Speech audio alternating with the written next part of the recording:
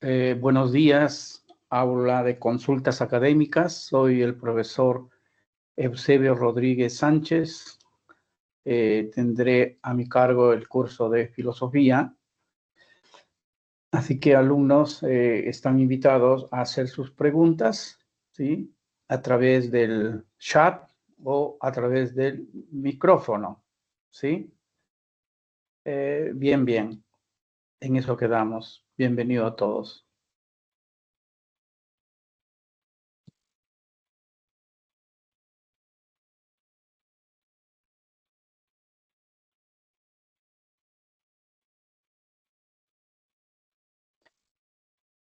Bien, en esta primera semana de filosofía, ¿no? Tiene como título, a ver, vamos a utilizar el chat, tiene como título el de nociones preliminares de filosofía. ¿Es acaso, por decirlo de otra manera, con otras palabras, ¿no? Se va a ver en esta semana los conceptos básicos, ¿no? Que integran, ¿no? Este tratado, este curso, ¿no? O esta ciencia, como decía Aristóteles o Hegel, ¿no? El de la filosofía. Después, los conceptos básicos es el ABC, ¿no? De la filosofía. Antes de abordar, ¿no? Los temas que, eh, que contienen o son parte de esta primera semana, vamos a dar una pequeña introducción, una especie de calentamiento mental, digamos, ¿no? A lo que es la filosofía, ¿no? Bueno, preguntarse cada uno qué entiende por filosofía, qué experiencia tiene de la filosofía, ¿no? ¿La ha usado alguna vez, ¿no? ¿Ha entendido alguna vez un argumento de índole filosófica? ¿Ha usado la filosofía para oponerse en cuanto a ideas, ¿no? Políticas, religiosas? Con otro compañero ha usado la filosofía. ¿Eh? ¿Tiene idea de la filosofía desde cuándo existe? Digamos, cuándo se inventó, cuándo se creó. Eh, bueno, este tipo de... A ver, un momento.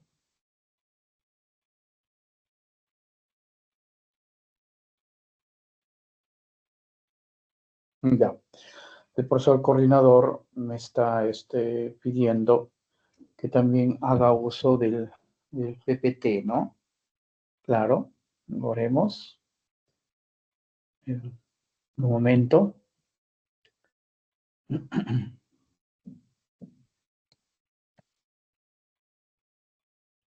Un momento, permítame, voy a buscar el PPT que corresponde a la semana 1.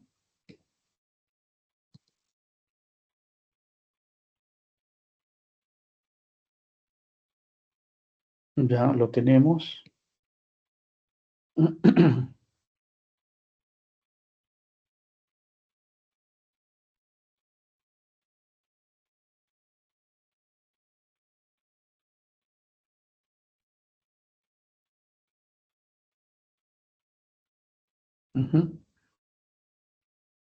Bien, ahí lo tenemos. Pasamos revista a ella. Eh, a ver.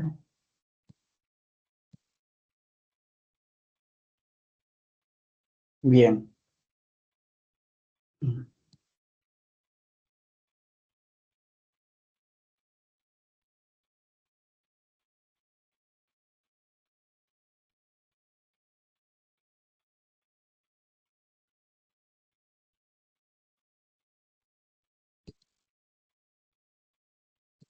Bien, acá tenemos pues los PPTs.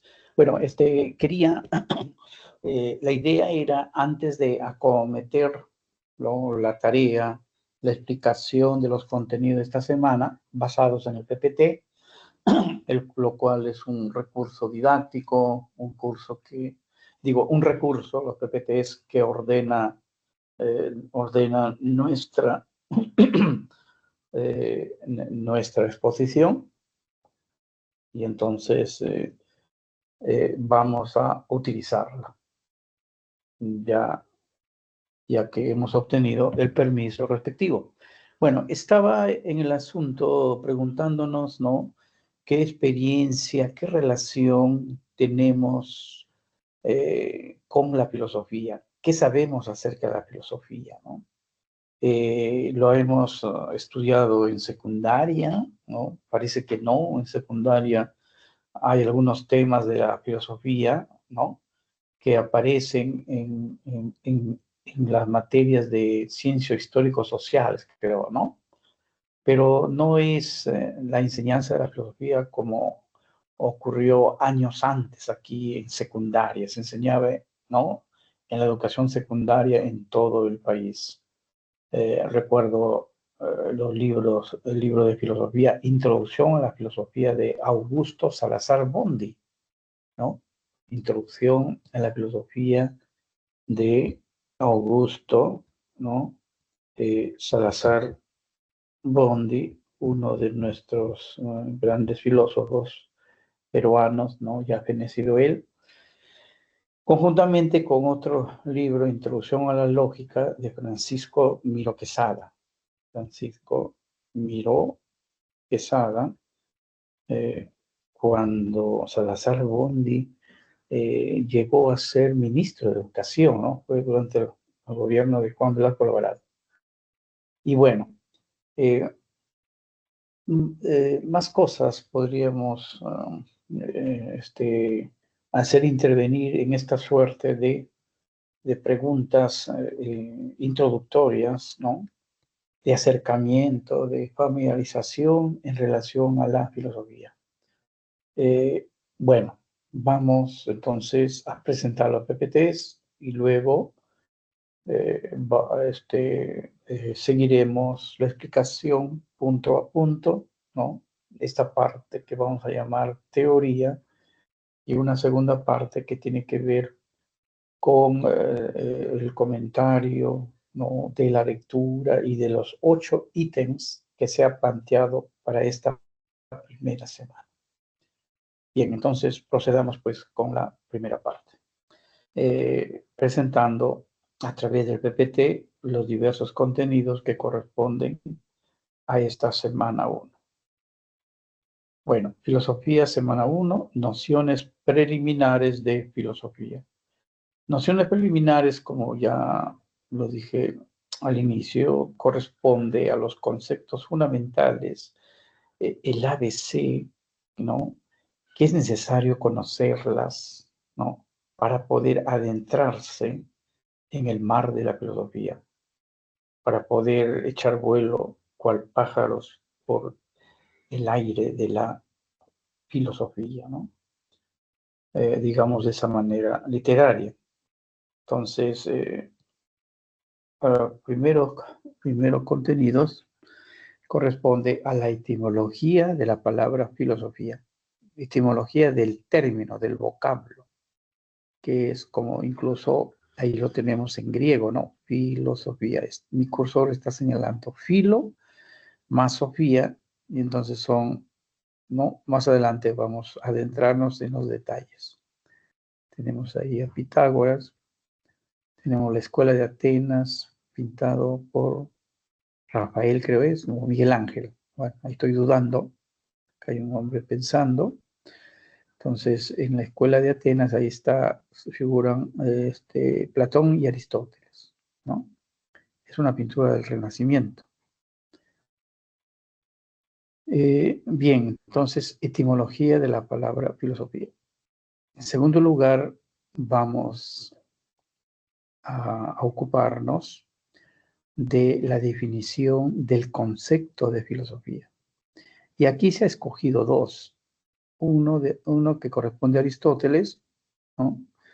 Y que es filósofo de la antigua Grecia, siglo V antes de Cristo, y Wittgenstein, filósofo contemporáneo, dos definiciones que nos conectan con la época antigua de la filosofía y la época contemporánea de la filosofía. Examinaremos ambas definiciones. Seguimos con la presentación.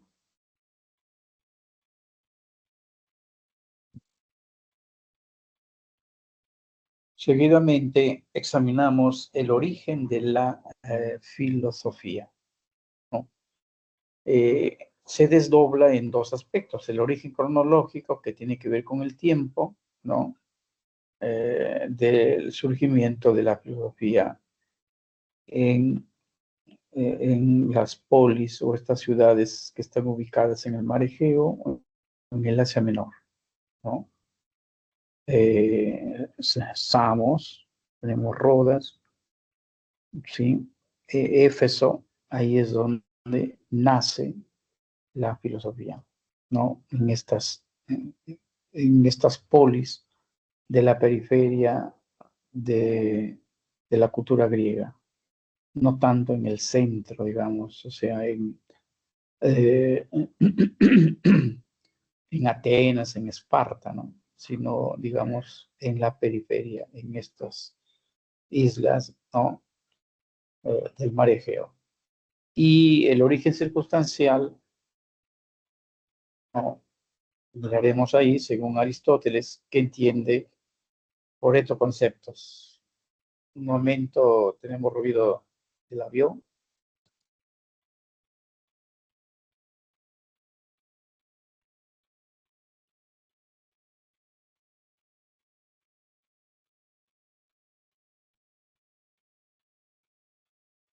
Bueno, a continuación o seguidamente tenemos actores que explican el surgimiento de la filosofía en Grecia, ¿no? Se anota cuatro factores: religioso, geográfico, político y el socioeconómico. Factores que favorecieron, hicieron posible que la filosofía surgiese en Grecia y no acaso en China o en la India o en América Latina, ¿no? Alguien llamó el milagro griego del origen de la filosofía. Seguimos presentando. Seguidamente tenemos el concepto de actitud filosófica.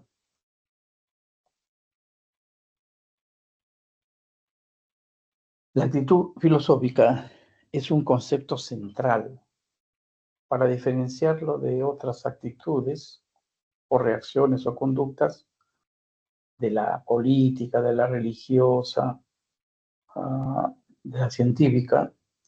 Hay que tener muy en cuenta cuáles son los rasgos que caracterizan al, a la filosofía, a la conducta filosófica, a la actitud filosófica.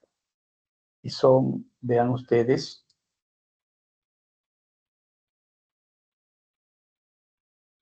son cinco: radical, racional, problemática, crítica y totalizador. Si uno comprende y conoce estos rasgos y los asocia con la actitud filosófica, es evidente que no vamos a confundir con otra clase de actitudes, llámese religiosa, política, ¿no? Científica, etcétera.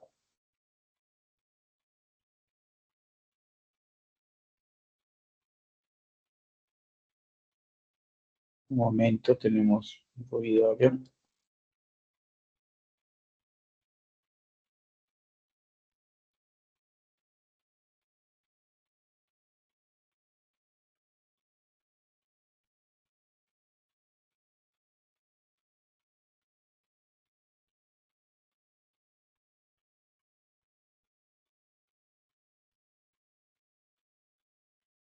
Bueno, seguimos en la presentación. Tenemos las denominadas, el tema, el subtítulo denominado Disciplinas o áreas de la filosofía.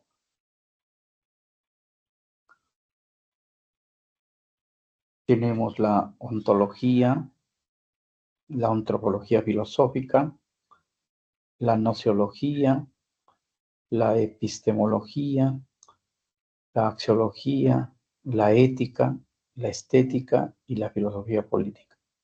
Son todas las disciplinas, no hay muchas más, ¿no? Pero es una suerte de selección adaptado a nivel pre, ¿no? Adaptado a las necesidades, ¿no? De lo que un estudiante, ¿no? A este nivel debe conocer para poder tener acceso a la universidad.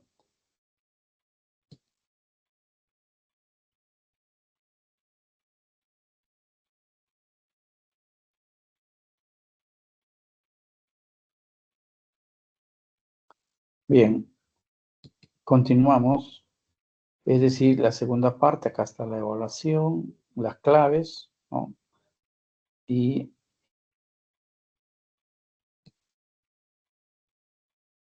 terminado de presentar los PPTs, vamos a proceder, ¿no?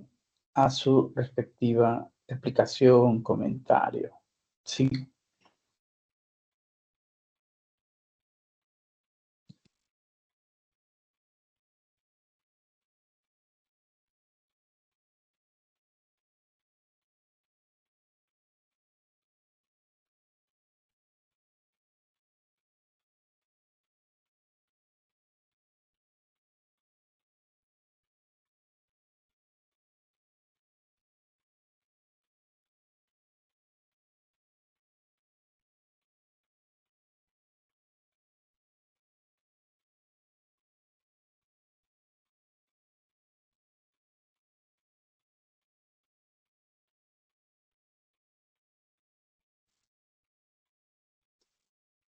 Bien, entonces tenemos pues la carátula del inicio de la semana, filosofía, semana 1, nociones preliminares, básicas o fundamentales de la filosofía, ¿no? Y damos inicio con el primer subtítulo o el primer subtema que en nuestro material, en nuestro cuadernillo, lo vamos a encontrar con la denominación de etimología, ¿no? La palabra etimología alude al origen de una palabra. En esa etimología, en ese origen, hay una suerte de definición, pero no es tan contundente, digamos, ¿no? Es más bien averiguar si la palabra tiene un origen, en este caso es griego, ¿no? Es griego. Entonces, incluso ahí tenemos escrito en griego filosofía, ¿no? Las letras son diferentes, pero los fonemas corresponden a nuestro español, ¿no? Bueno, la palabra filosofía está construida en base a dos raíces, ¿sí? Ahí puede usted detectarlo. Filos, ¿no? Filos, que significa qué? Significa, ¿no? Amor.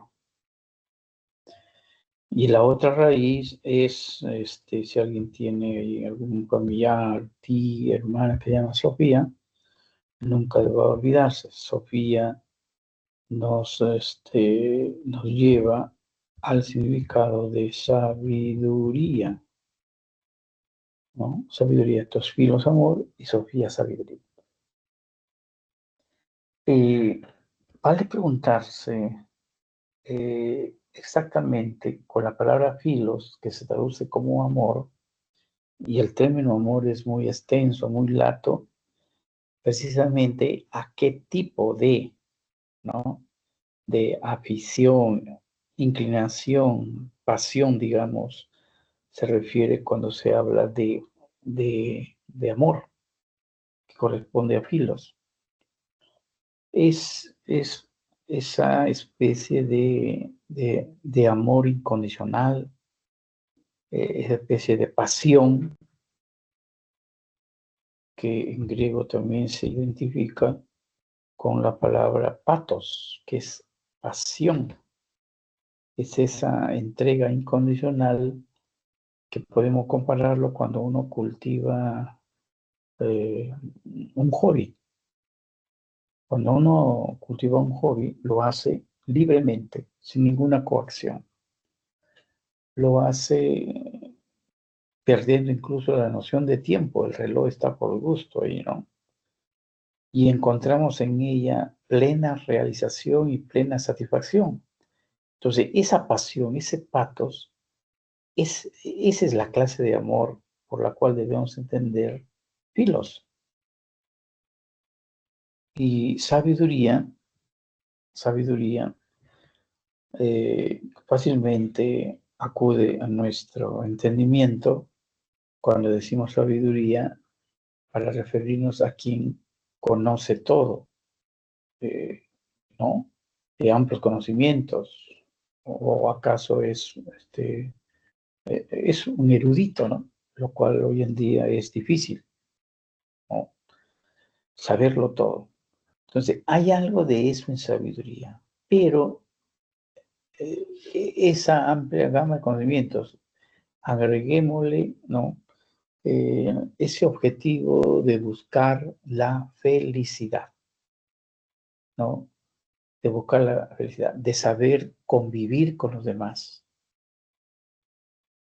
Y si tú has aprendido ese arte de saber vivir, entonces eso sumado a la cantidad de conocimiento que tengas, eso es Sofía, esa es sabiduría. Entonces, eso de saber vivir, claro está, tiene clara influencia de Sócrates, ¿no? Eh, si yo sé vivir, si yo sé relacionarme con los demás, entonces encontraré una especie de paraíso, de cielo, de dicha, de felicidad. Pero si por el contrario no he aprendido el arte de vivir, de comprenderme con los demás, entonces en vez de vivir una suerte de paraíso, yo estaría experimentando, ¿no?, otra cosa contraria, ¿no? Es decir, el infierno. Paraíso e infierno son figuras, son imágenes salidas del cristianismo, pero que muy bien nos representan estados de felicidad o estados de infelicidad, ¿no? Entonces, entiéndase por ello, ¿no? El arte de saber vivir es propio de un sabio. Pero hablando de sabio, entendamos también que Sofos, que se traduce por sabio, es realmente la persona erudita que conoce. Entonces, no confundamos Sofos con filósofo, ¿no? Filósofo es el que tiene, ya hemos explicado, el amor a la sabiduría o un interés, ¿no? Un interés nada material, ¿no? Nada pragmático por el saber. Como decían, la filosofía es el saber por el saber mismo, ¿no?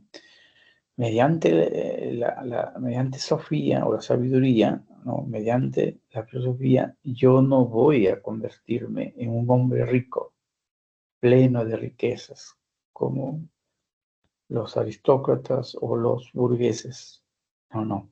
La única felicidad de un filósofo está en el conocimiento, ¿no? En aprender el arte de vivir. Si nos pegamos a la etimología del término filosofía, de ahí que, de ahí que recordemos un fragmento de historia, acaso, por parte de Pitágoras. Pitágoras se tiene como el primero que usó la palabra filosofía, ¿no? En una ocasión de visita al país de los Feacios, se le preguntó, claro está, cuando quedaron admirados por su sabiduría, por su elocuencia, la capacidad oratoria, le preguntaron, ¿y a qué te dedicas? ¿No? ¿Cuál era su arte? Y él respondió que no es ningún sabio, ningún sofos, no soy maestro en ningún arte y que más bien se considera un filósofo, ¿no?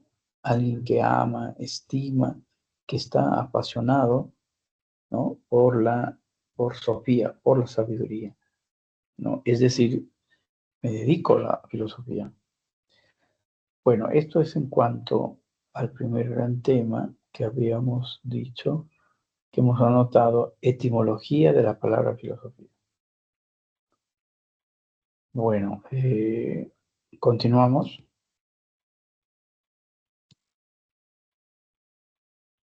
En su separata tenemos registrado, a ver, déjenme, la segunda parte, el segundo, digamos, subtítulo, ¿no? Y es definición de la filosofía, ¿no? Conceptualización de lo que es filosofía. Profesor, pero en lo anterior no habíamos visto acaso una suerte de definición. Sí, hubo una suerte de definición, ¿no? Sabiduría como conocimiento y sobre todo felicidad, pero es sobre todo en la etimología veíamos el origen del término, de la palabra, pero aquí en la segunda parte es encontrarnos con el concepto, con la definición, digamos, del curso de filosofía, de la materia filosofía, o de la ciencia de la filosofía, como llamó Aristóteles y llamó Hegel, ¿no? De hecho, de la filosofía, madre de todas las ciencias, ¿no? Se separaron la economía, la biología, la literatura, la poética, ¿no? En Aristóteles, ¿no? Y entonces es madre de todas las ciencias, ¿no? Por eso que también se le puede, como sinónimo, cuando hablamos de filosofía, curso, materia, ciencia de las ciencias. Bien, tenemos aquí, en primer lugar, claro, algunos se preguntarán, pero yo, profesor, he visto muchas definiciones de filosofía, pero aquí solamente hay dos, ¿no? Y las demás, ¿qué pasó con las demás?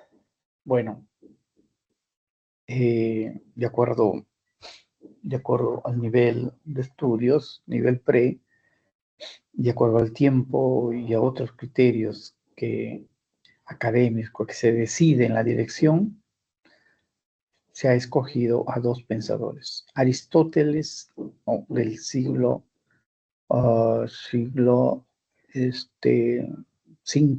antes de Cristo, y Wittgenstein de la época contemporánea.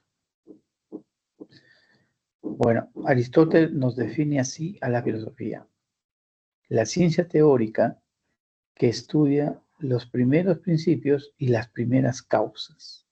De eso se ocupa la filosofía. En cambio, Wittgenstein dice, la filosofía no es una doctrina, sino una actividad que consiste esencialmente en esclarecer las proposiciones del lenguaje. Esclarecer las proposiciones del lenguaje. Y entonces, bueno, eso es lo que está escrito, es lo que dice. Tenemos que añadir una respectiva interpretación, explicación. Veamos a Aristóteles primero. A ver, cada uno podemos, unos segundos, pedir lo siguiente, que a la definición de Aristóteles subrayemos la palabra eje, la palabra central en torno al cual gira el concepto de filosofía. A ver, veamos en Aristóteles.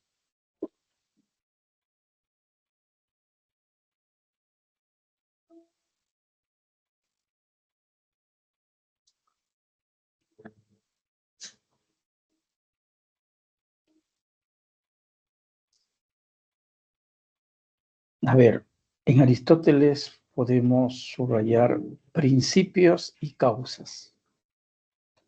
Aristóteles, entonces, eh, ponemos ahí con siglas principios y causas. Eso es lo que debemos subrayar. Y para precisar, se trata no de cualquier principio, sino de los primeros principios. ¿Se trata de cualquier causa? No, sino de las primeras causas. Entonces, ahí en siglas reconocemos primeros principios y primeras causas. De eso se ocupa la filosofía, ¿no? Profesor, pero para mí me parece que es ciencia teórica, podrían decir otros, ¿no? La ciencia teórica es una idea secundaria, pero el sentido de la definición hay que atribuirle a primeros principios y primeras causas. ¿Ya? Bien, ahora queda preguntarnos, ¿y qué entendemos por primeros principios? ¿Y qué es eso de primeras causas? A ver, ubiquémonos, a ver, representemos en un rectángulo, ¿no? O en una figura ovoidal, ubiquémonos al principio. Dentro del rectángulo, dentro de la figura, pongamos universo o tierra. Les dije que ubicáramos al inicio. Al inicio, a ver, acá hay uno, ¿no? Un PPT, ahí está un rectángulo. Entonces, el inicio, al inicio, al comienzo, aquí vamos a ubicarnos a los primeros principios, las primeras causas, según Aristóteles. ¿Y por qué llámese así? Primero principio, primeras causas.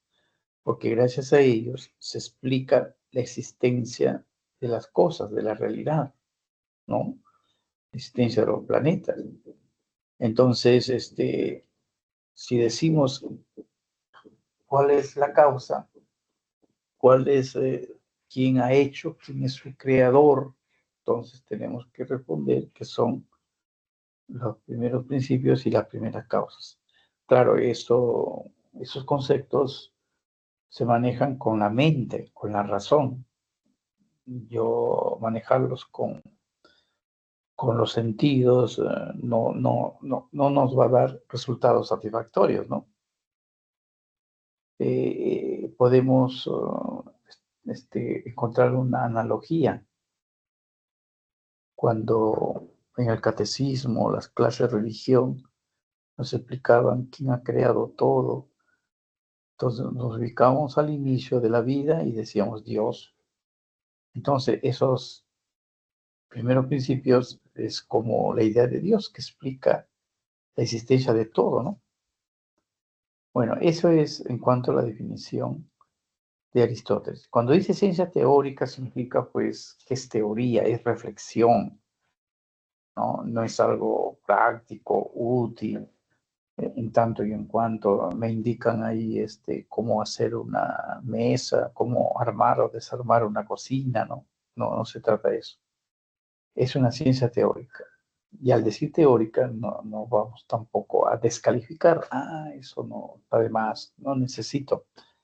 No, ya estando en la juventud, como ustedes, necesitamos tener claro el horizonte, tener claro nuestros objetivos y necesitamos de tener ideas claras para ver por dónde vamos a tomar el camino, ¿no?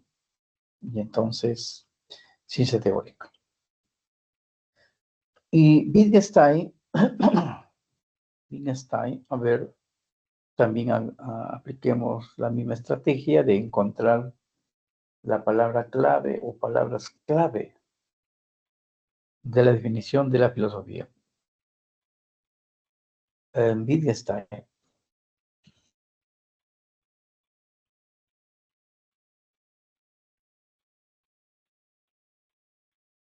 A ver.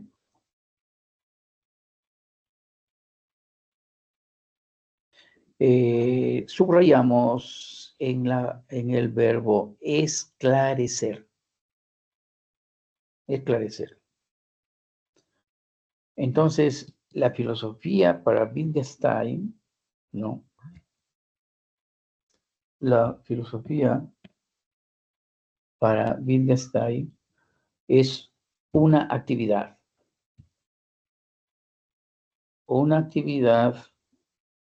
que consiste en esclarecer, en elucidar, en analizar. Esa es la definición de filosofía. Para Wittgenstein, la filosofía no es un cuerpo de doctrina, no es un conjunto de contenidos, ¿no? Sino que básicamente es una actividad práctica que busca esclarecer, elucidar, analizar. ¿Qué cosa? ¿Qué cosa? El lenguaje. El lenguaje. Bien. Entonces, aquí el filósofo, ¿no? Tiene que cuidar de las buenas maneras que nos enseña la lógica, la sintaxis, para hacer un correcto uso del lenguaje. Para Wittgenstein, si hacemos un mal uso del lenguaje, entonces originamos problemas que suele llamarse filosóficos, pero que en realidad no son filosóficos, no son problemas del lenguaje, ¿no? Entonces, si yo hago un mal uso del lenguaje, entonces, ¿qué voy a originar? ¿Qué voy a producir?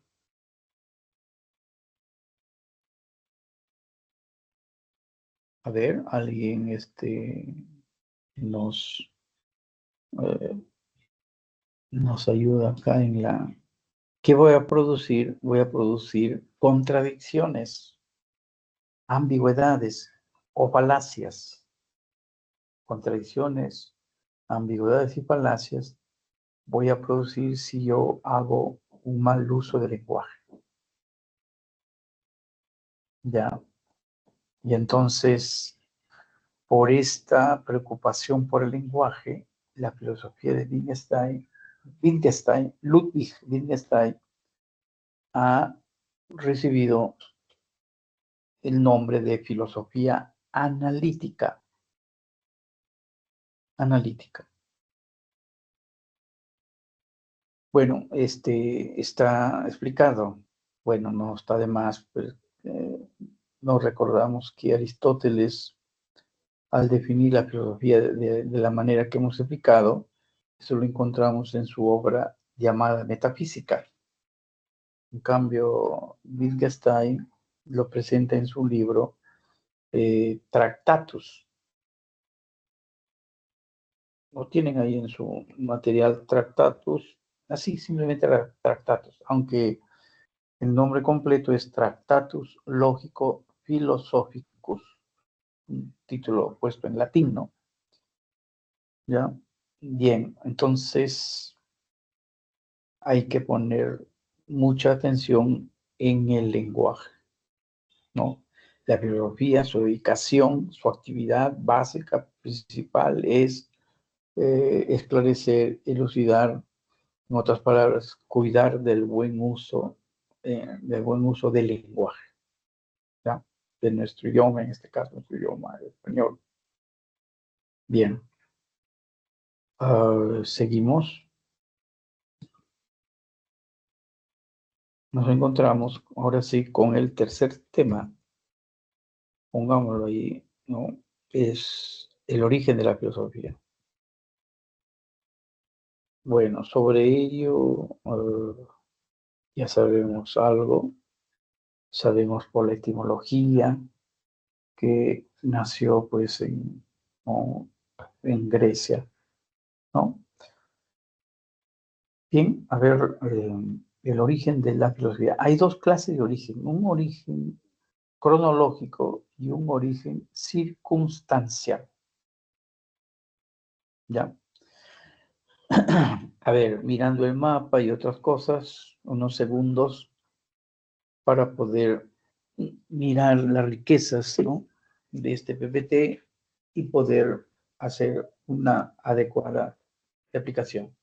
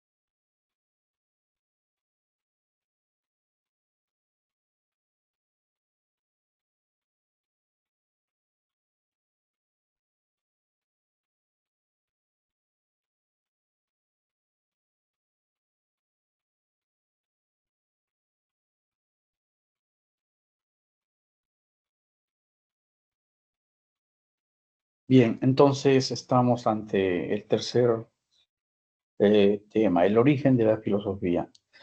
Es cronológico, cronos es tiempo, cronos es tiempo, entonces eh, en el tiempo nos ubicamos en el siglo VI antes de Cristo, siglo VI antes de Cristo, nace la filosofía.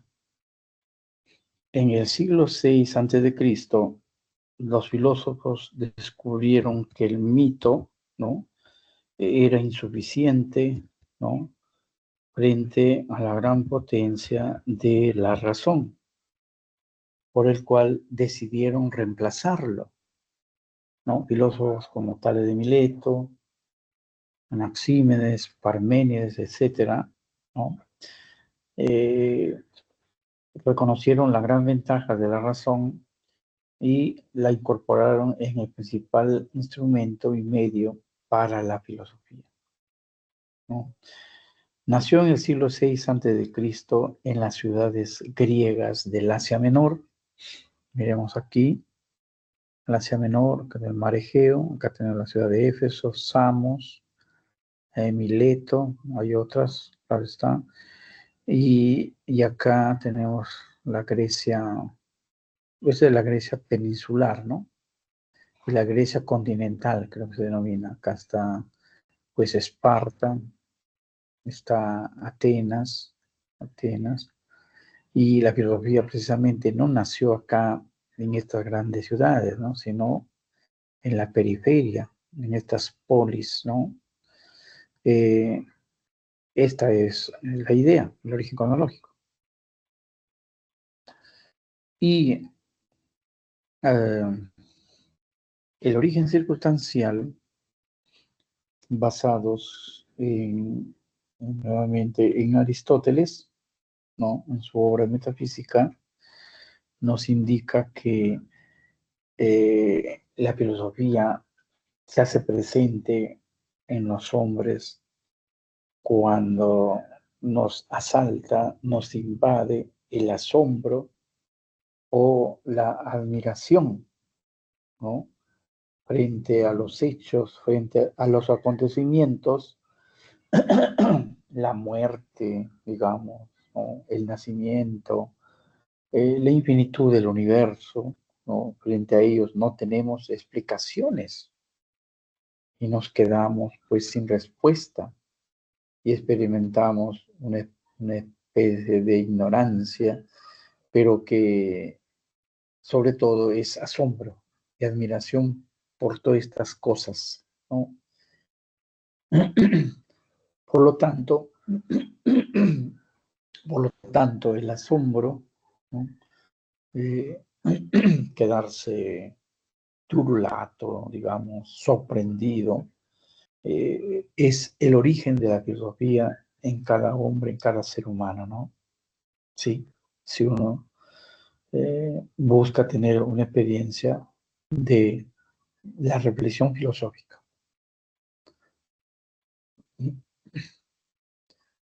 Bien, pasamos, sería el cuarto tema.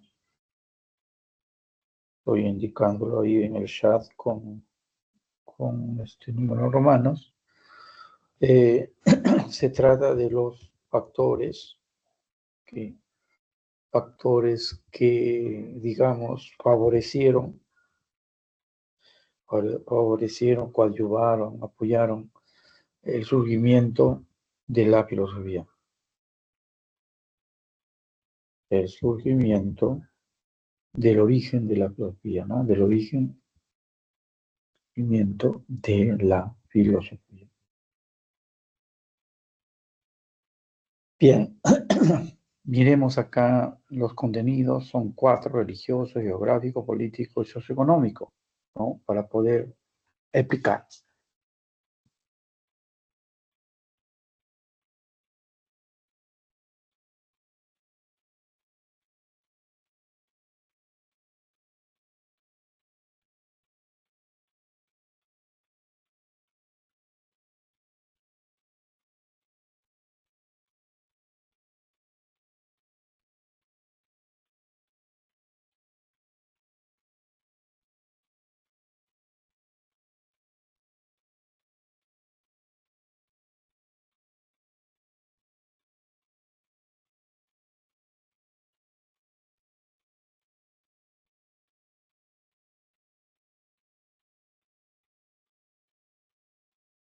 Bien, entonces, factores que favorecieron el surgimiento de la filosofía nos va nos va a llevar a entender por qué precisamente el origen de la filosofía ocurrió en Grecia y no ocurrió en otros lugares, América Latina, China, ¿no? O la India, ¿no? Etcétera. A ver, pongamos atención a esto y luego confrontamos con nuestros conocimientos. Bien, tenemos en primer lugar el aspecto religioso.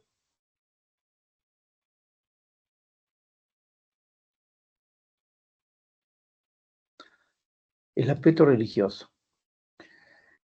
Se dice, partamos de lo que nos dice, la religión griega no tenía un cuerpo de doctrina fija, ortodoxa, definitiva y absoluta, ¿no? Como tampoco había, digamos, una autoridad vertical única o como dice, una casta sacerdotal que ejerce una autoridad de tipo vertical, ¿no? Por ejemplo, en la época medieval. Tampoco había libros sagrados como el Corán, la Biblia, ¿no? Entonces, había una suerte de libertad, una suerte de tolerancia con lo religioso. Incluso los escritores griegos, ¿no? Los comediantes y los trágicos, llegaron a burlarse incluso de sus propios dioses y no les pasó nada, no les pasaba nada. Y entonces esto es pues un primer factor favorable para el cultivo de la filosofía. La filosofía necesita la tolerancia, necesita de la libertad y de la diversidad de ideas. En cambio, cuando hay algo único, hay una sola autoridad, hay un solo libro, hay una sola doctrina, entonces la filosofía no progresa, ¿no? No se siente bien.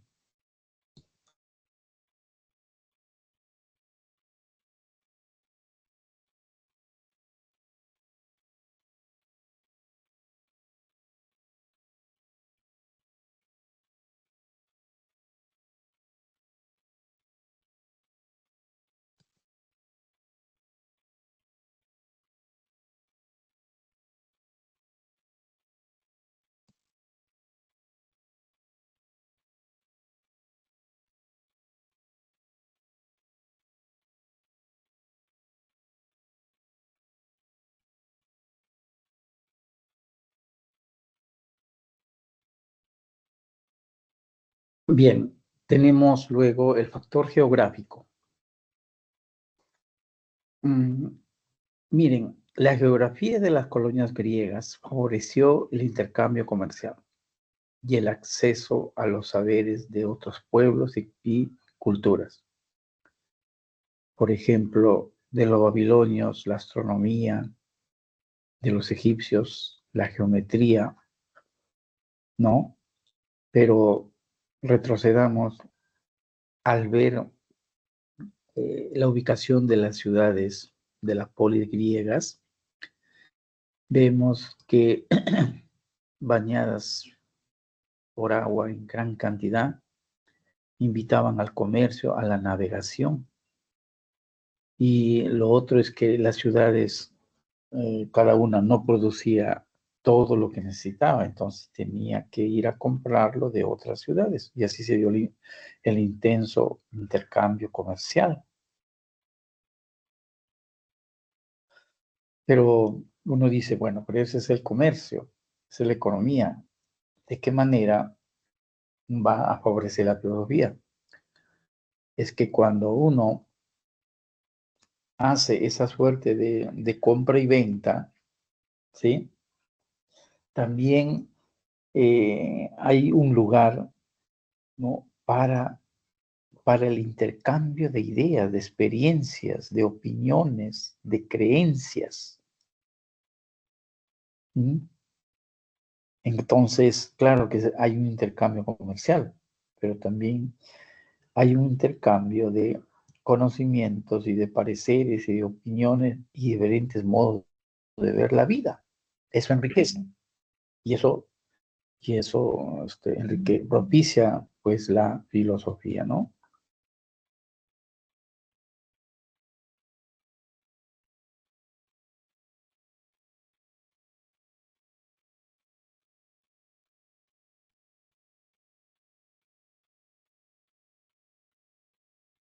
Eh, bien, entonces,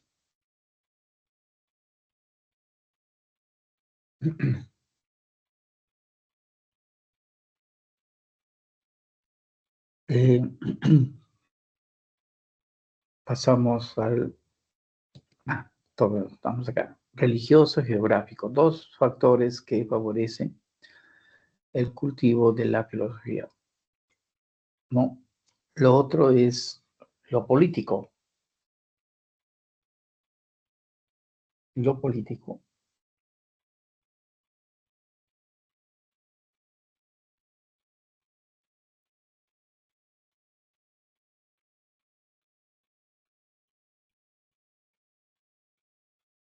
A ver, lo político explicamos del siguiente modo.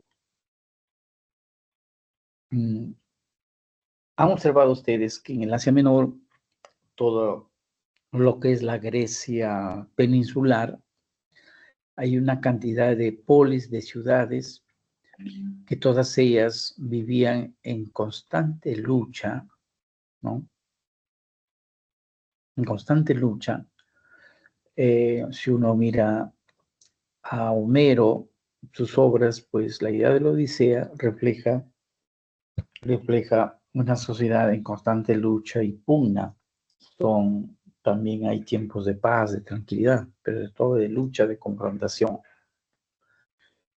Lo interesante es que antes de decidir por una batalla o de decidir por el rendimiento o la paz o construir, hacer una constitución política, se reunían. Se reunían en la plaza, diríamos la plaza pública o en el ágora, la palabra ágora, ágora. Imaginemos un círculo, alrededor están todos los ciudadanos y al centro se colocan los oradores, ¿no? Se colocan los que tienen que aportar ideas y así sucesivamente. Alguien ha dicho que con esta figura geométrica del círculo, he allí el origen y el primer gran impulso de lo que es la democracia, donde la gente habla, dialoga, discuten, ¿no? Da opiniones y que refleja una suerte de estructura opuesta a la figura geométrica piramidal, donde arriba en la cúspide estaba el jefe, estaba el rey, la autoridad religiosa que imponía si había que hacerse la guerra, en fin, cualquier hecho político. Ellos imponían y el resto obedecía. Pero fíjese, esto de dialogar, de discutir en el ágora, que de paso marca el origen de la democracia, es pues el origen de la democracia y es algo que favoreció la filosofía, ¿no? Eh, bien, eso es lo político. Y por último, lo socioeconómico.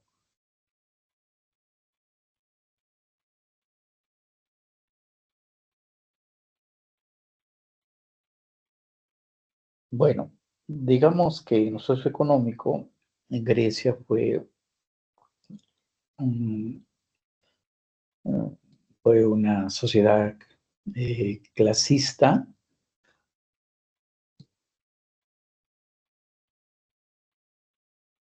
porque encontramos aristócratas o ricos, ¿no?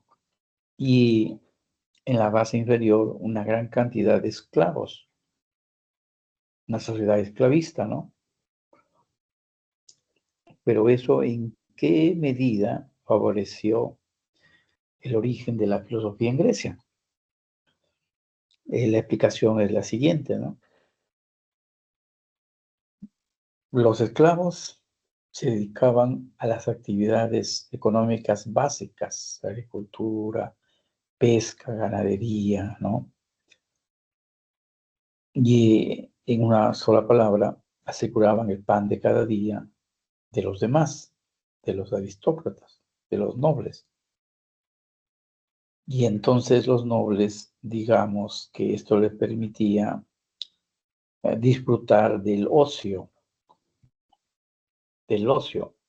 El ocio no es flojera, haraganería, no hacer nada, sino más bien es el tiempo propicio que se tiene después de haber solucionado los problemas,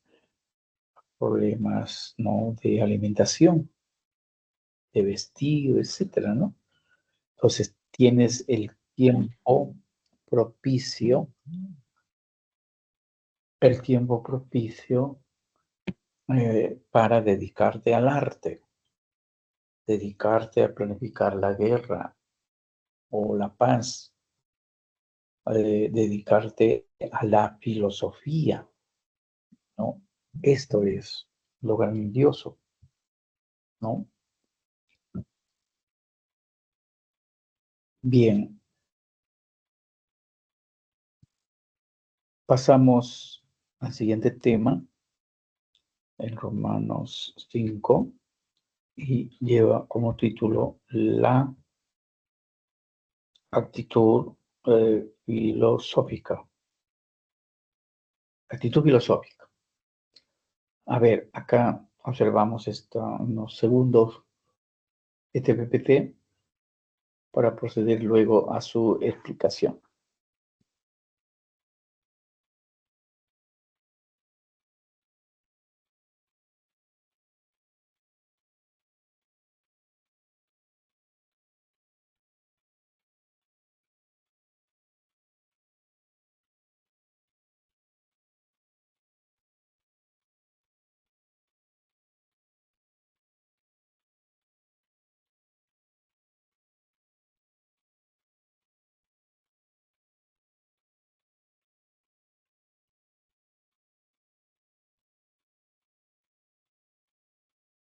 Bueno, el concepto de actitud filosófica es un concepto central, quizá más importante que los demás en cuanto y en tanto reconocemos que estamos en una etapa de preacceso a la universidad.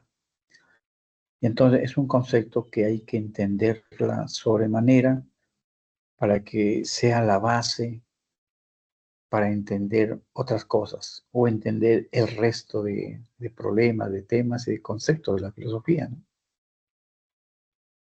Bien, el concepto de actitud, en primer lugar, es sinónimo de conducta, de reacción, de respuesta, ¿no?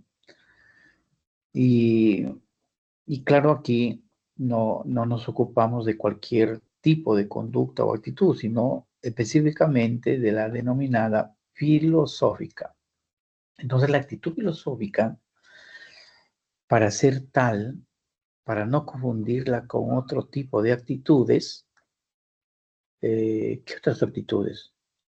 La actitud científica, la actitud política, ¿no? La actitud religiosa, etcétera, ¿no? La actitud filosófica, para no ser confundida, tiene que ser comprendida con sus 5 rasgos o características. La actitud filosófica nos exige que debe ser radical, debe ser racional, debe ser problemática, crítica y totalizadora.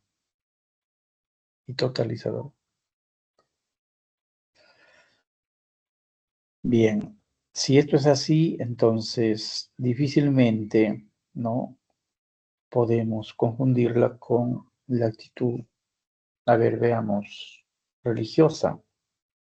Justamente en pocos días ya vamos a vivir lo que se llama la Semana Santa. Nuestra reacción, nuestro comportamiento va a tener rasgos religiosos. Nada que ver con la filosofía, quizá, ¿no? O la actitud política. La conducta del político, muchas veces reñido con la ética, con la moral, muchas veces es llevado a mentir para obtener sus propósitos.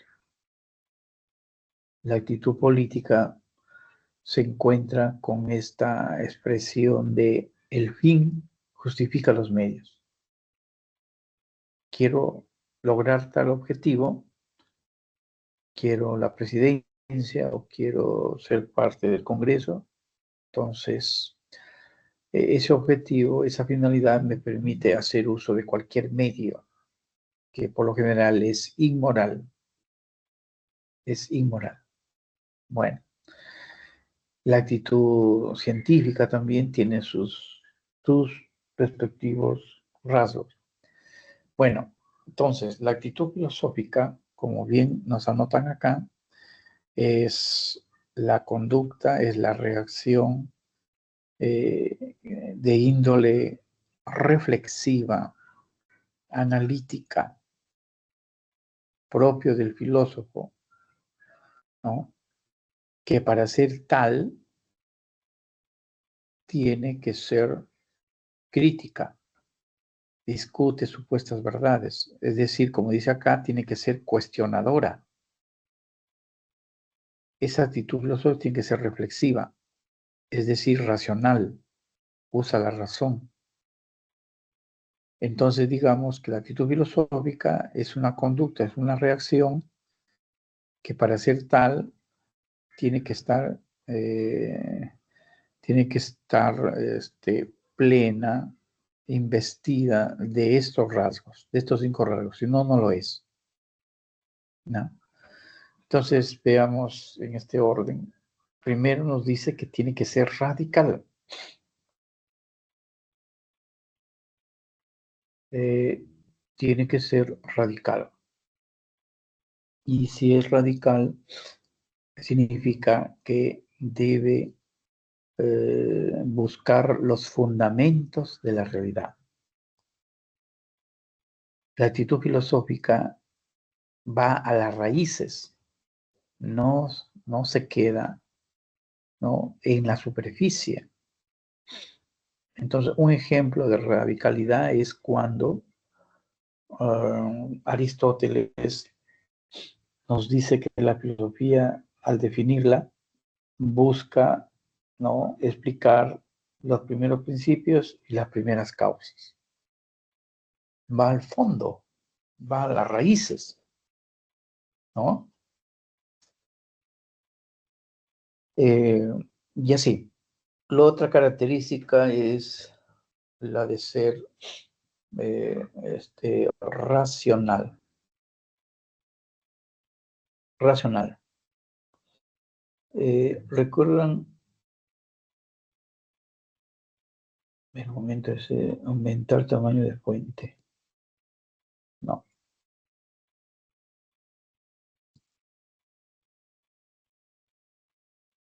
Un momentito.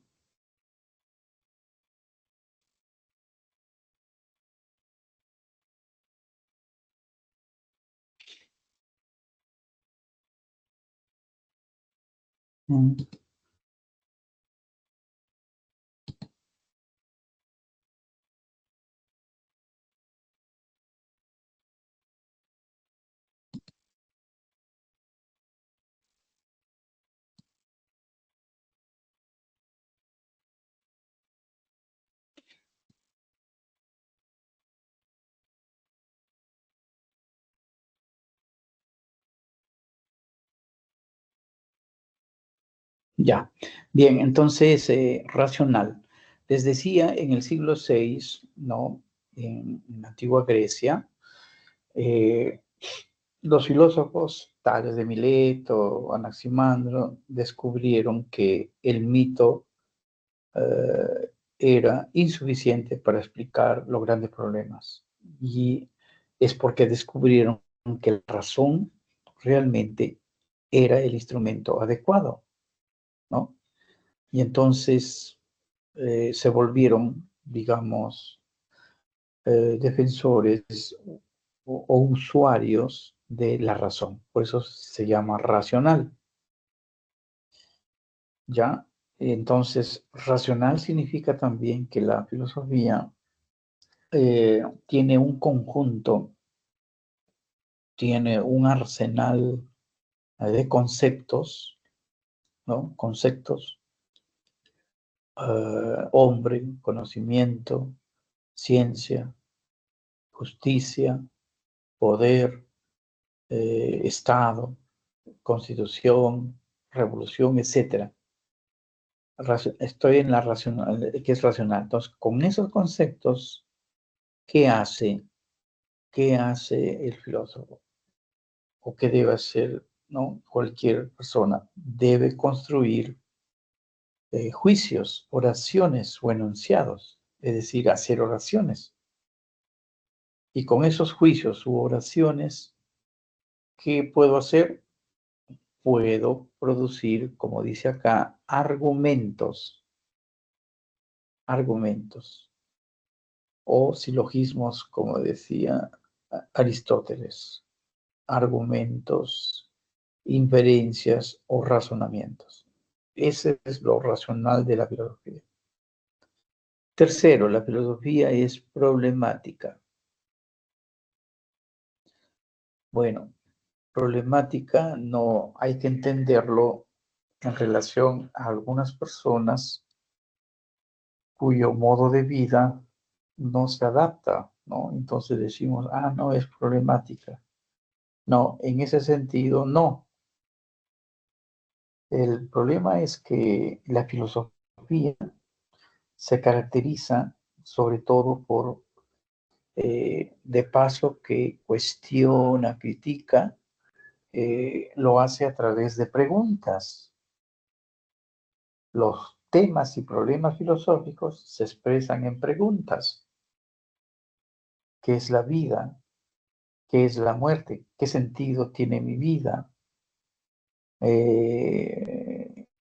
¿Cómo explicar la infinidad o infinitud del universo? ¿No? Y entonces hay una gran pregunta que hizo Heidegger, decía, ¿por qué existe el ser y no existe la nada? ¿Cómo? A ver, podemos escribir esta pregunta de índole filosófica como ejemplo. ¿Por qué existe el ser y no la nada? O voy a poner nada con imprenta para poder distinguir. ¿Por qué existe el ser y no existe la nada? ¿Por qué existe el ser y no la nada? Es una pregunta de índole filosófica, ¿no?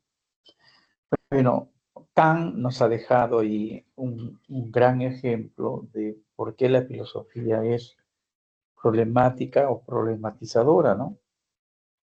Kant decía que hay 4 grandes interrogantes filosóficas.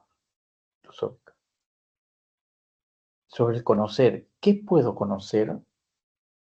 Sobre el hacer, ¿qué debo hacer? La moral, ¿no? ¿Qué puedo conocer? La nociología, ¿qué debo hacer? ¿Qué puedo esperar? La religión, la esperanza, ¿no?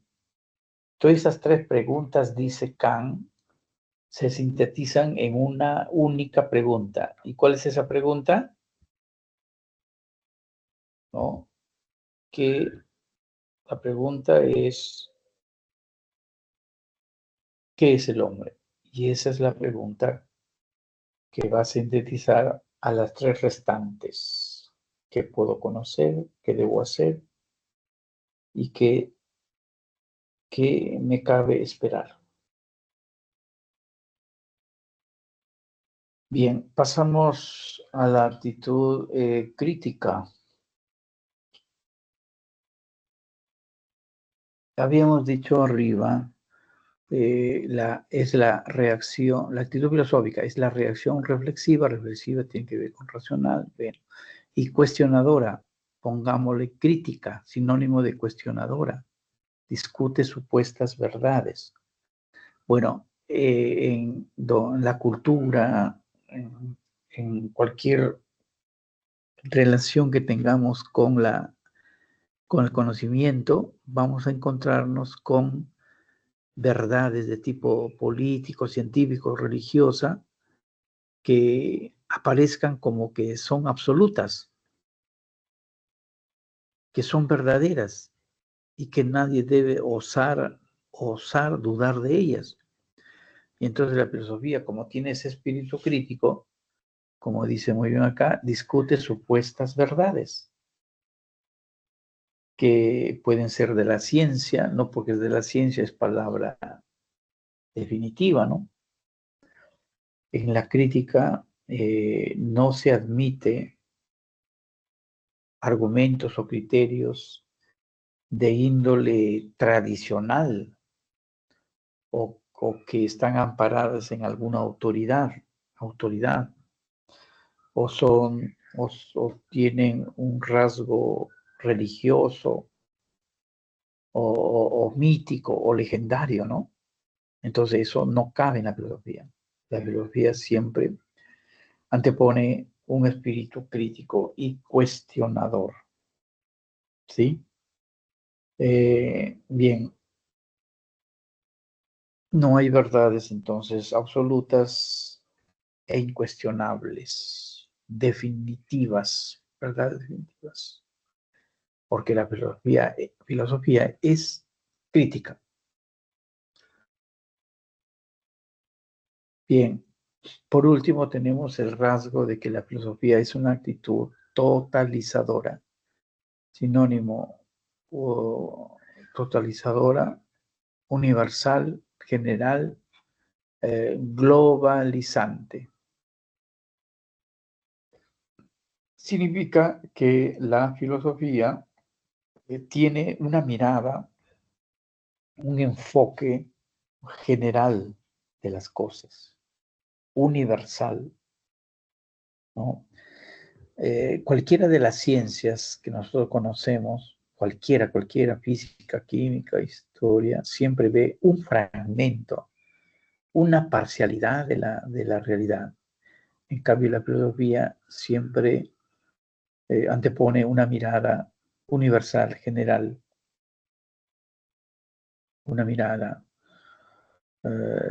digamos, dantesca, ¿no? Que domina todo el panorama.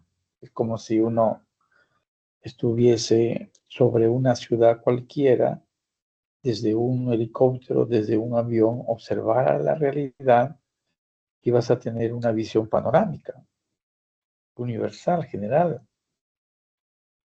Y eso es propio de la filosofía. Pero si es una visión, supongamos, estoy en una calle y veo hacia una cuadra o dos cuadras, veo solamente un fragmento.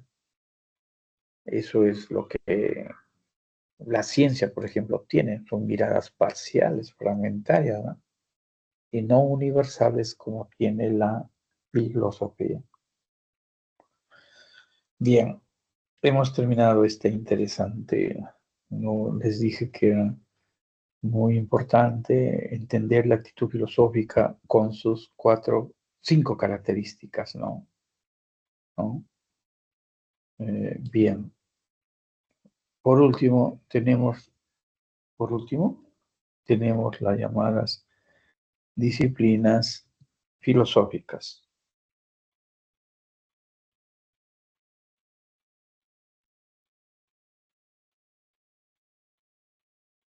Disciplinas filosóficas o áreas de la filosofía. A ver, miremos uh,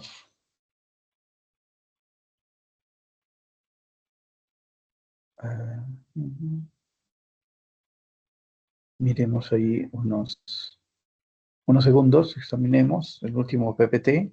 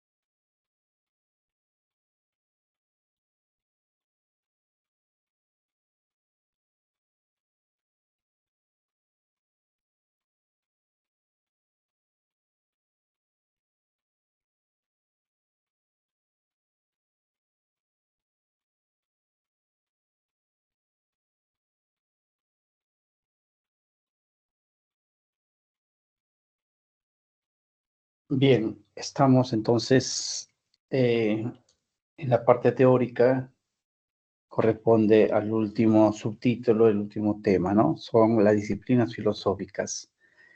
Digamos que eh, es esto de la disciplina, su razón de ser, ¿no? A ver, voy a retroceder, es que si la filosofía, la actitud filosófica es totalizadora, va a ver todos los aspectos de una realidad, entonces el que mucho abarca, poco aprieta, dice, ¿no? Entonces, por metodología, la filosofía ha sentido la necesidad de fragmentarse en diversas especialidades o disciplinas. Ya, y es así, y esta es la razón por la cual tenemos, ¿no?, la ontología hasta la filosofía del derecho. Y digamos que no son todas, ¿no? No son todas, ¿no? Se ha elegido, se ha escogido, y tenemos filosofía, bueno, filosofía política, pero podemos tener filosofía de la religión, filosofía del derecho, filosofía, de la educación, en fin, ¿no? Una serie de disciplinas que, donde la filosofía se hace presente. Bien, veamos entonces la primera disciplina, la que se denomina ontología, ¿no? La ontología, bueno, etimológicamente tenemos la raíz onto,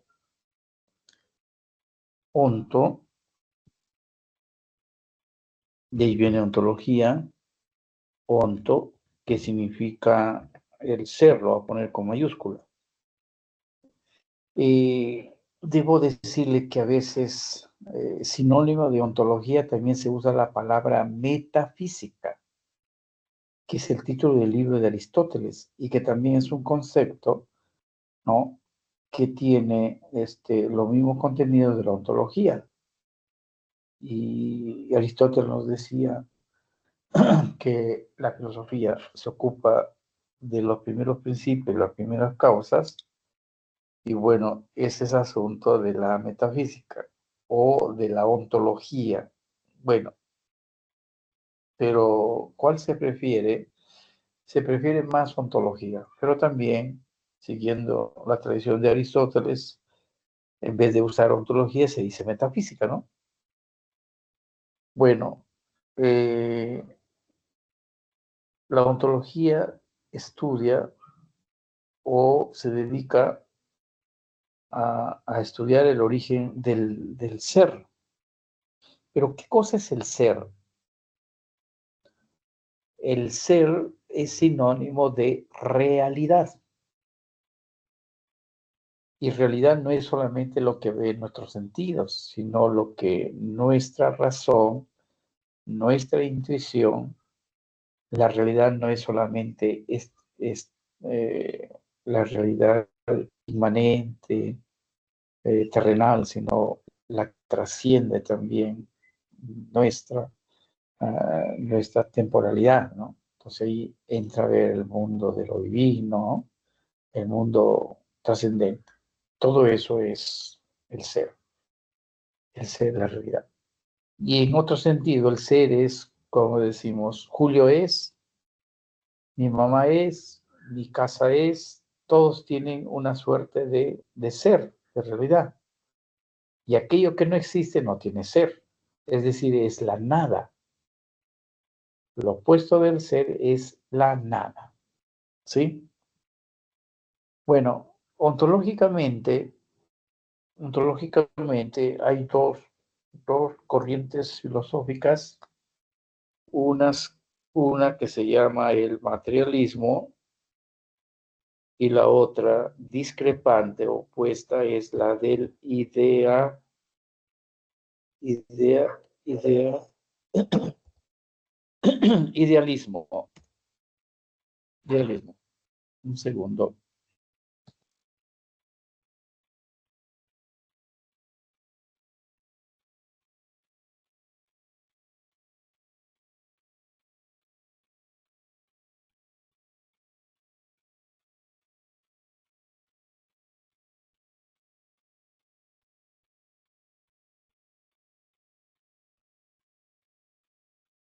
No, digo, es el idealismo. Bueno, el materialismo sostiene que el fundamento de la realidad, el elemento básico primario de la realidad es la materia. Entonces de ahí se llaman, los que la siguen esta idea se llaman materialistas. Demócrito, ¿no? Karl Marx, etc. Pero hay otra corriente que sostiene que el fundamento, lo básico de la realidad, no, el elemento primario, no es la materia, sino es la idea, el espíritu o Dios. O Dios, ¿no? Entonces acá están la mayoría de filósofos. Platón, Hegel, ¿no? Descartes.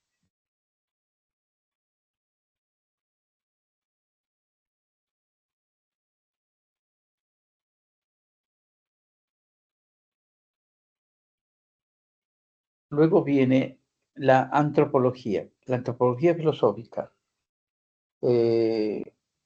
La raíz allí es antropos, significa hombre. Es parte de la filosofía, es una rama de la filosofía, es una disciplina que tiene por objeto de reflexión, de estudio, el hombre. El hombre. Eh, Investiga sobre la esencia de la naturaleza del hombre. ¿Es naturaleza material o es naturaleza ideal o divina, digamos? El sentido de la existencia humana, el sentido o el sentido de la libertad, ¿no? Son temas, el destino del hombre, ¿sí? Bien, seguidamente tenemos la otra disciplina, la nociología. La nociología, gnosis y gnosis significa conocimiento, ¿no? Entonces, ya no es el tema de la realidad ni del hombre, sino simple y únicamente el tema del conocimiento. El conocimiento que llega a tener el hombre, que posee el hombre. Entonces, el origen del conocimiento. ¿Dónde se origina? ¿En nuestra razón o en otros sentidos? ¿Es posible el conocimiento? ¿Estamos seguros del conocimiento? Unos dudan, otros están muy seguros. El tema, bueno, en fin, en la nociología está el tema de la verdad, las teorías sobre la verdad, ¿no? Luego, dentro de la nociología, cabe una subárea que también se dedica al conocimiento, pero a un conocimiento de tipo pragmático, utilitario, ¿no? Hoy en día muy en boga, que es el conocimiento científico. Filosóficamente se aborda a todas las ciencias y a esta rama se conoce como epistemología. Epistemología, episteme es ciencia. ¿Ya? Entonces ahí vemos las teorías científicas, las leyes científicas, el método científico, ¿no? ¿Qué criterios o cuáles son los rasgos de la ciencia? Las clases de ciencias. ¿Cómo es que yo puedo diferenciar la ciencia de la religión y de la filosofía, por ejemplo? ¿No? Bien, seguidamente es el tema de la axiología.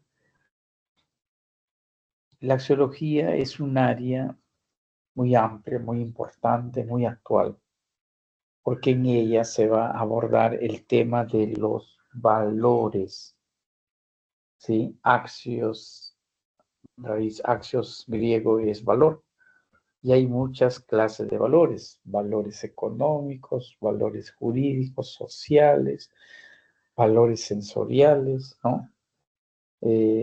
Valores éticos, toda la gama de valores se estudia ahí, ¿no? Y dentro de la axiología, que es una disciplina muy amplia, en ella destacan dos.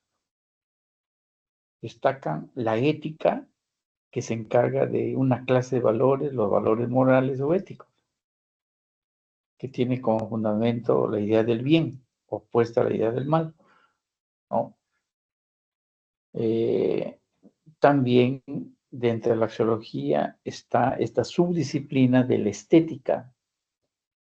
La estética, ¿no? Estética estudia lo bello, estudia el arte. Es una reflexión acerca de todas lo que se llama las bellas artes. La música, la arquitectura, el cine, la pintura, ¿no? Etcétera. Entonces, también es abordado por la filosofía. La palabra estética viene pues, del griego aesthesis, ¿no? Aesthesis, tener ahí la sensación, ¿sí? La sensación de lo bello, de lo bonito, ¿sí?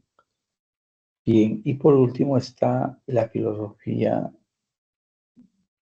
política.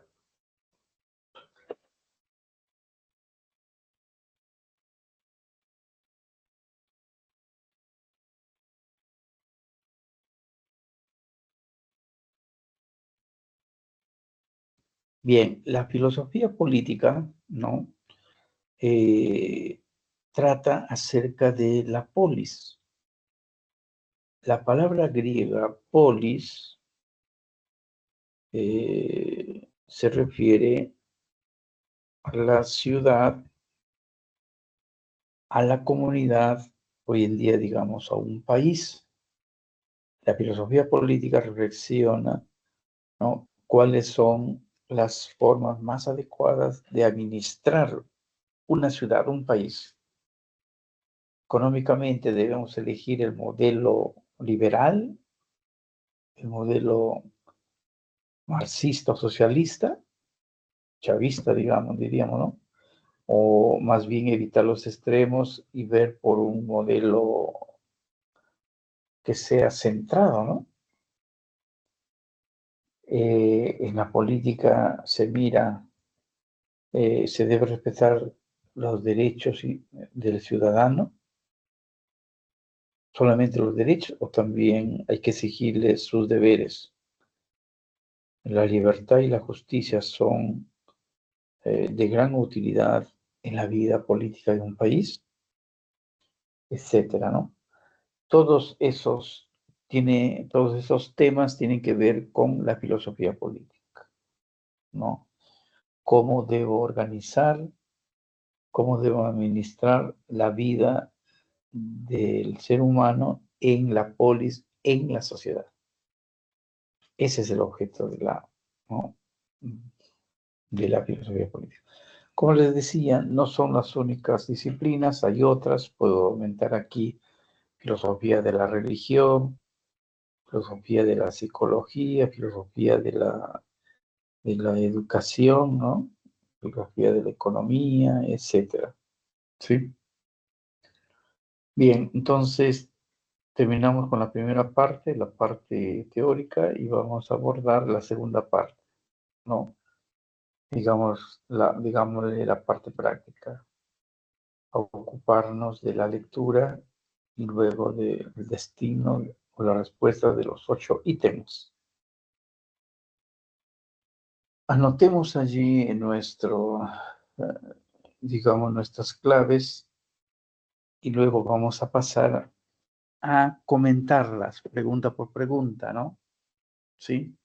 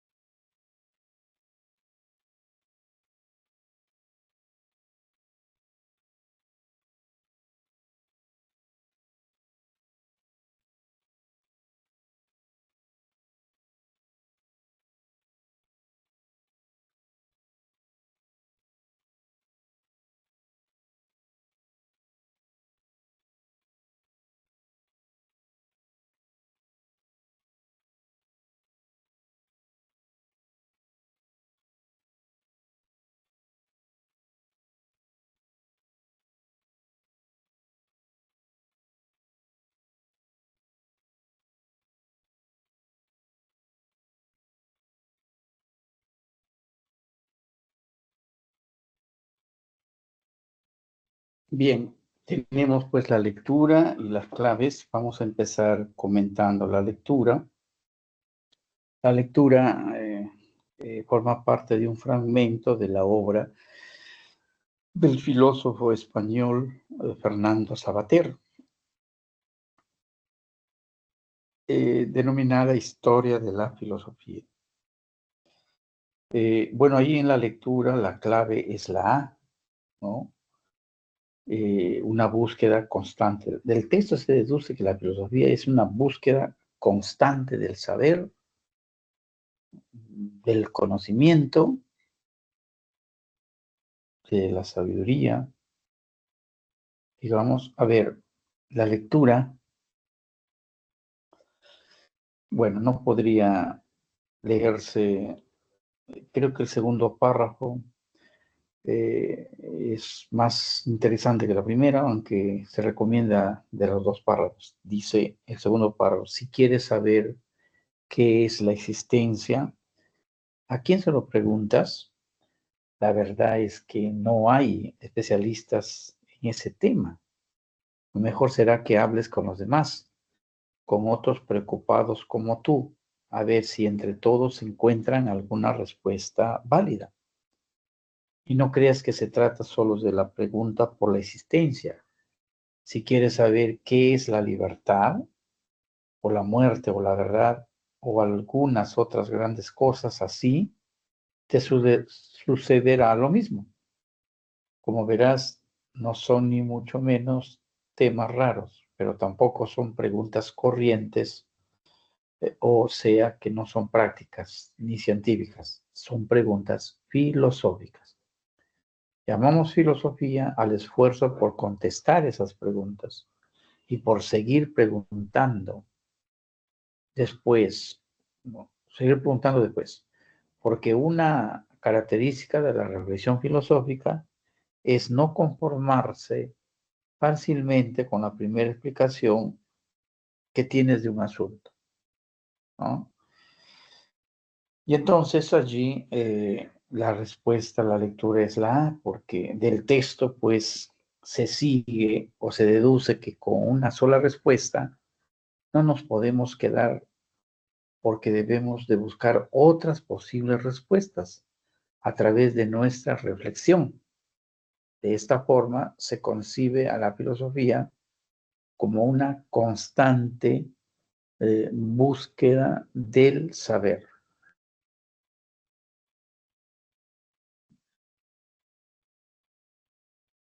Bueno, eso en cuanto a la lectura, ¿no? La primera pregunta, tenemos la respuesta aquí, la 1, la I.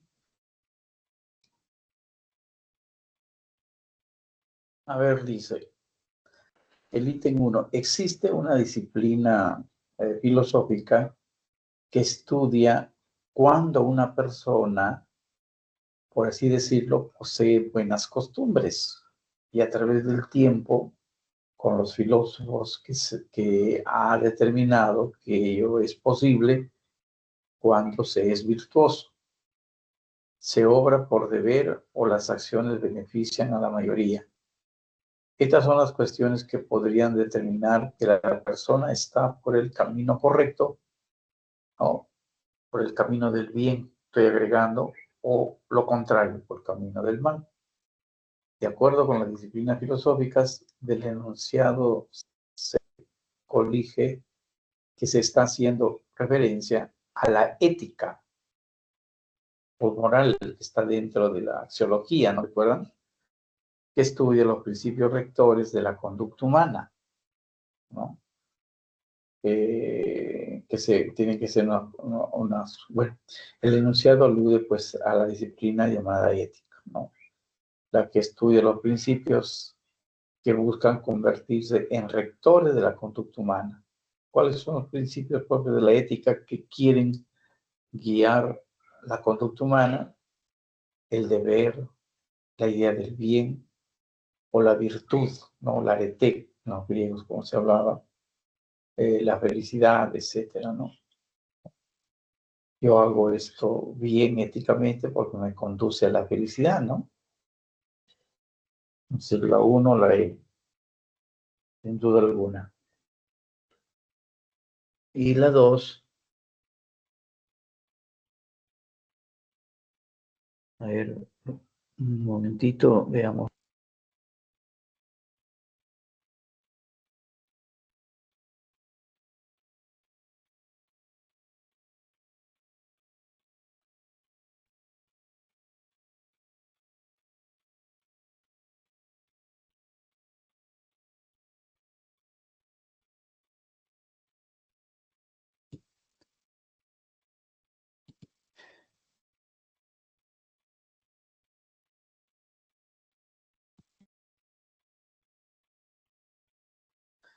En la 2, Demócrito de Abdera no se preguntó cuál es el origen de su ciudad, sino cuál es el origen del universo.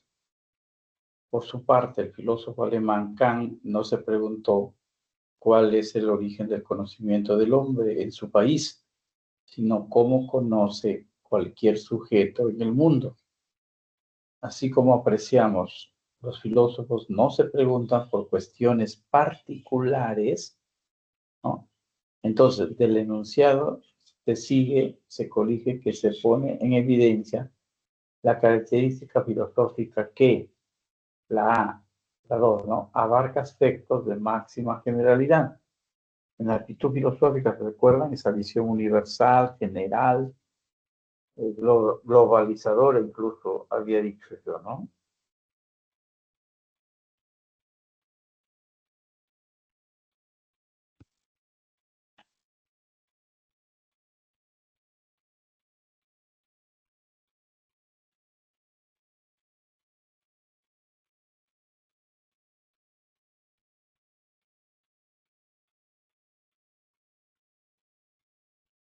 La 3, la 3 es la A también, la 2 era la 3 la A.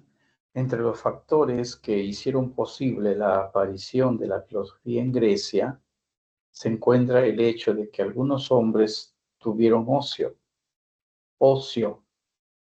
que no es flojera, les dije, ¿no? Y bueno, sigo leyendo, y por ello gozaron de tiempo libre para teorizar y discutir con otros ciudadanos, ya sea en los anfiteatros o plazas públicas, sobre distintos temas de su actualidad. De lo expresado se infiere que esto era posible porque los griegos tenían una división socioeconómica que permite afirmar que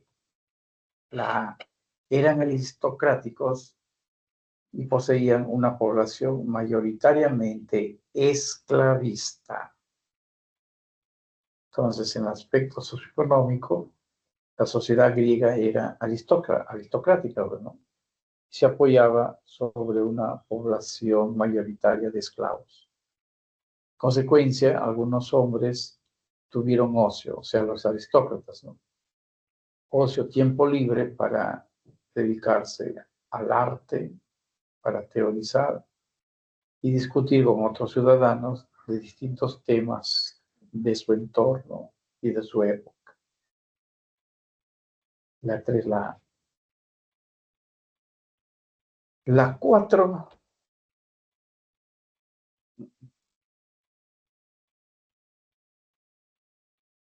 un profesor plantea que una de las cosas más interesantes de la filosofía es su capacidad para plantear preguntas e indagar acerca del origen de todo tipo de fenómenos.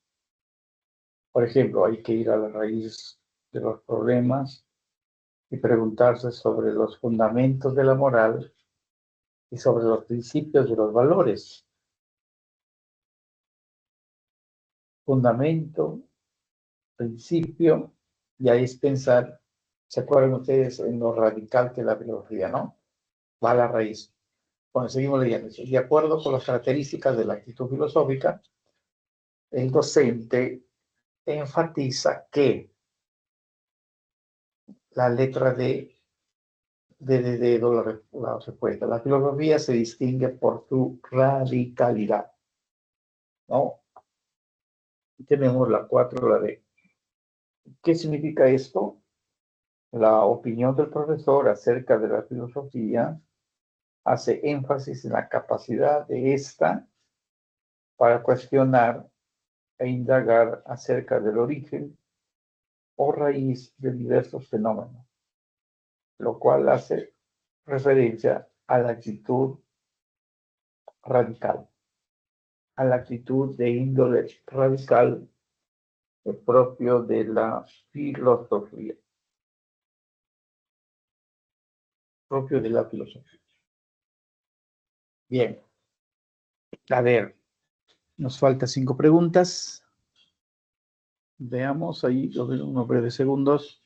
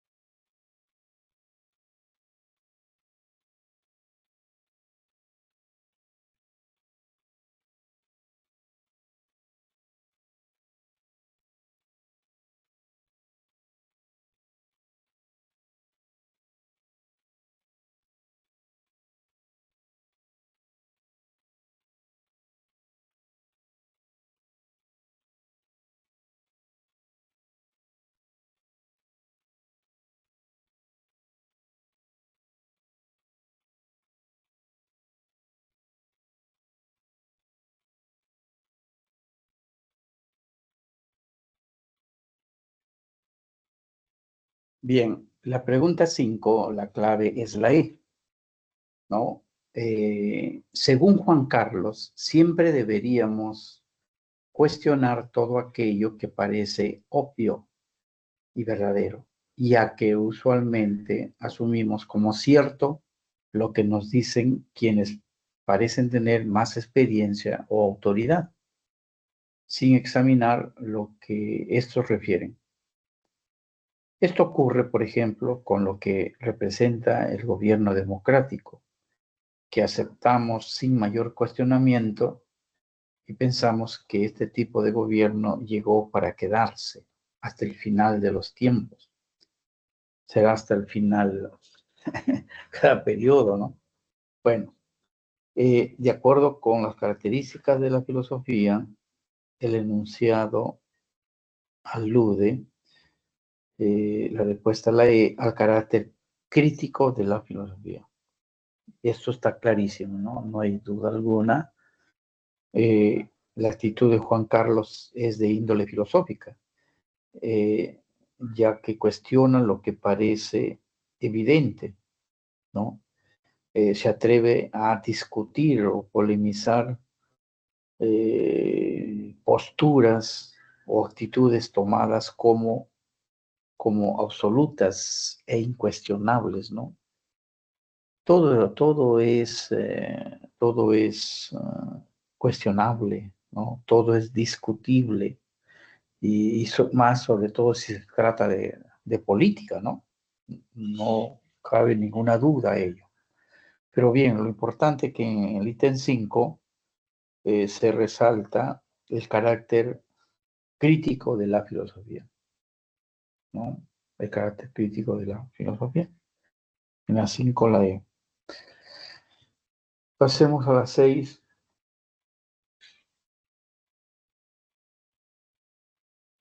En la 6, la clave es la letra D. A ver, en la 6, para Wittgenstein, la filosofía es la clarificación lógica de los pensamientos. No es una doctrina, sino una actividad que esclarece y dilucida el lenguaje. Recuerda la segunda definición de la filosofía según Wittgenstein, ahí explicamos eso, ¿no? Seguimos leyendo el ítem 6. Así, por ejemplo, para el primer Wittgenstein, el lenguaje es cierto cuando coincide con los hechos de la realidad. Del enunciado se deduce que para el pensador aludido, la filosofía es una actividad que analiza y aclara el lenguaje, ¿no? Entonces, bueno, ahí les expliqué con algunos detalles, ¿no? El buen uso del lenguaje para no caer en ambigüedades, en falacias o en contradicciones, ¿no?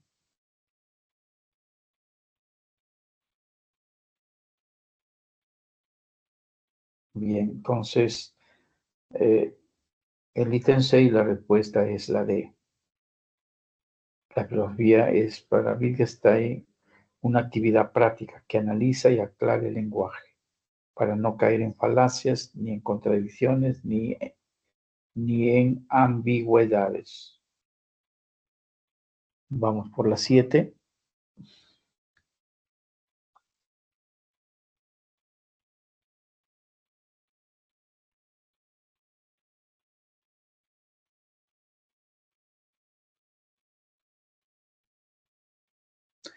Bien, en la 7, la clave es la E. Dice, Tales de Mileto refirió que el agua es el origen de todo. Si vemos que este es el elemento más abundante de la naturaleza. Cae mucho cuando llueve y en cualquier momento. Además, es necesaria para la vida de las plantas, animales y personas. Así, el mencionado filósofo no hizo referencia a un mito, leyenda, magia o religión, ¿no? Para dar cuenta de cómo había hecho posible el mundo. Del enunciado se infiere que Tales de Mileto, la 7 la E, posee una aptitud especulativa racional. Tales de Mileto fue pues el primer filósofo, uno de los primeros filósofos en la historia de la humanidad. Abrió el paso del mito al logos, ¿no? Con él empezó, digamos, la especulación racional, la reflexión filosófica usando la razón y dejando de lado el mito, ¿no? Eso es lo que quiere decir. Y en la 8, a ver, miremos unos segundos. La 8.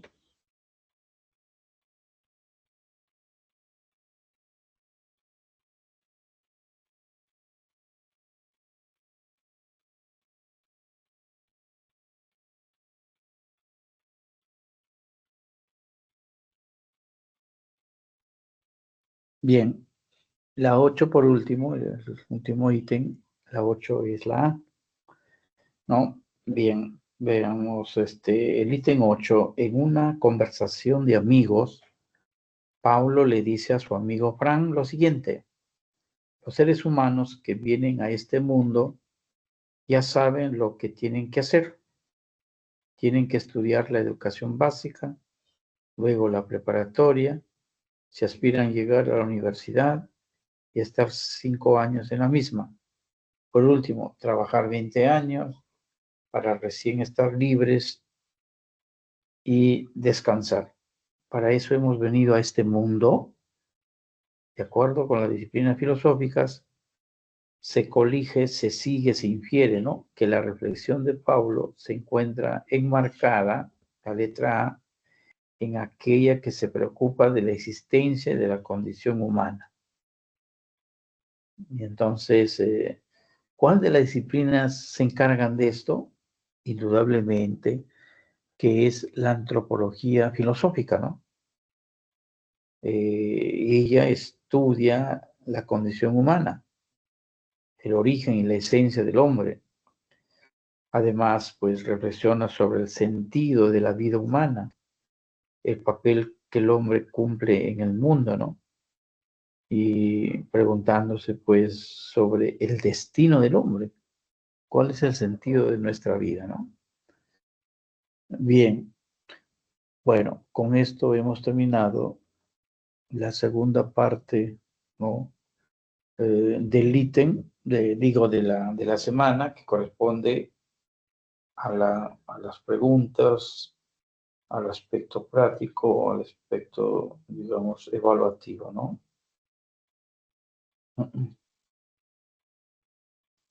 Bien,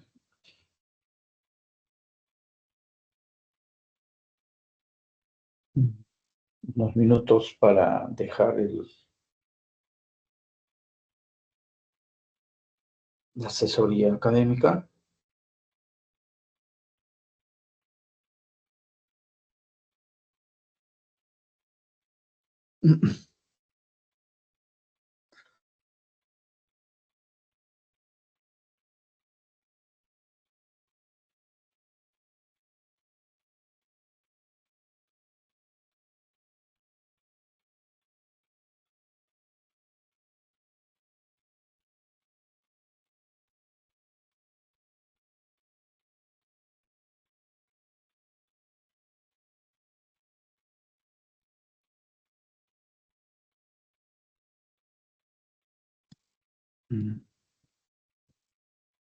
Bien, entonces hemos terminado pues con la primera semana, ¿no? Hemos explicado los contenidos a través de los subtítulos que ustedes pueden encontrar en en su material, en su cuadernillo, ¿no?